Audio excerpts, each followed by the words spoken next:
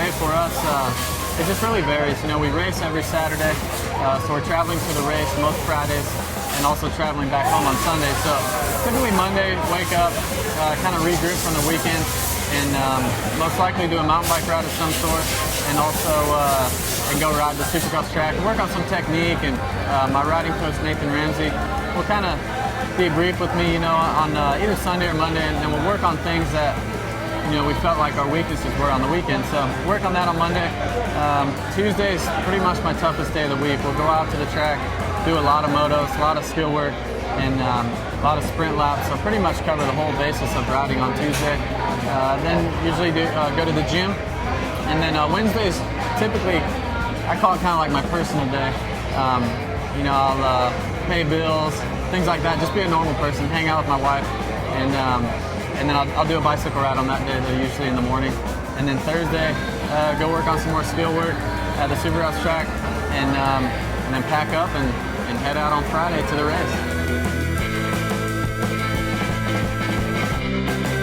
I have so many great memories. I mean, I look back and all the traveling that I did with my mom and stepdad Shad, so many, you know, cool local wins with all my family there. I had some great races at Loretta Lynn's, which I never expected to do anything at Loretta Lynn's, which is the biggest amateur race of the year.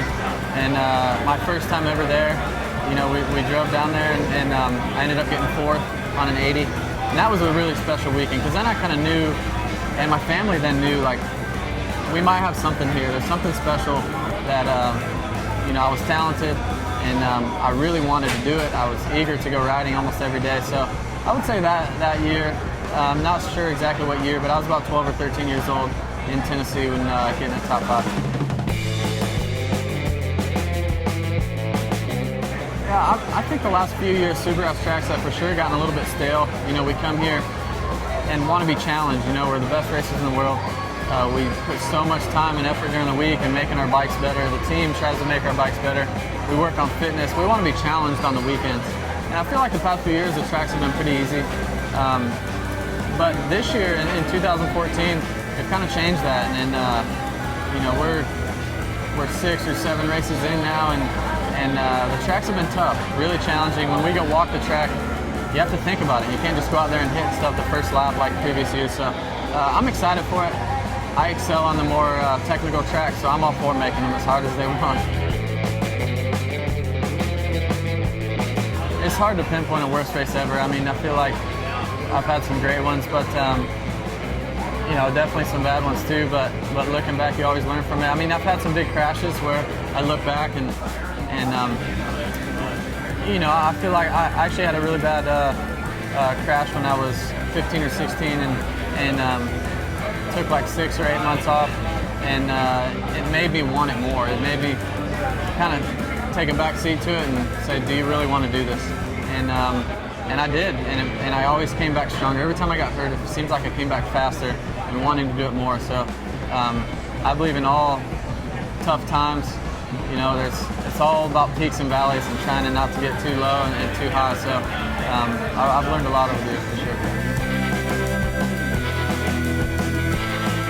I would say the best memory I have so far in racing was, I'd say, my first podium in the 250 class at Anaheim 1. It's been 5 or 6 years ago now. One of my really good friends from Iowa, his daughter passed away like the week before.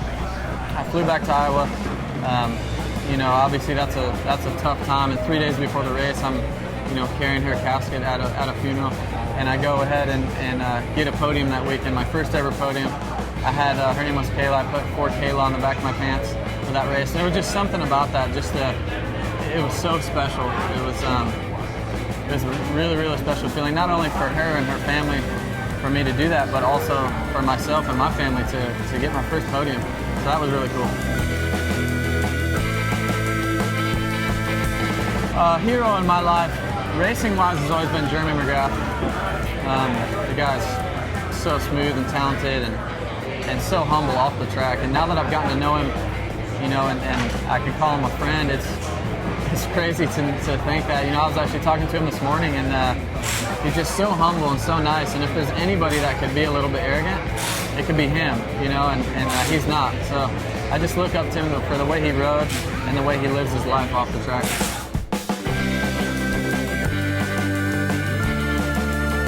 I would probably make you something on the grill. I like grilling. So we would probably have, depends if you're a red meat type of guy, which I'm not a huge red meat guy, but there's a lot of people that are. So I would probably just grill some chicken and maybe some kebabs or something like that. And you know, have some brown rice and broccoli on the side or something. Pretty mellow. Or some salmon, or some grilled salmon.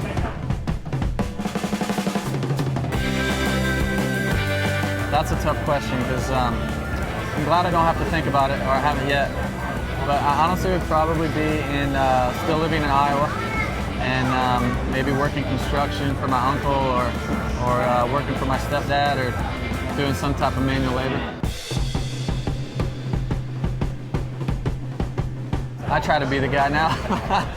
But I would say, honestly, James Stewart, like when he was on 125 and he would jump things that not even the 250 guys were doing. Yeah, I would say, you know, how fast he would go through the whoops, that blew me away for sure. My favorite hobby is definitely mountain biking, which is kind of a hobby, but kind of a training tool.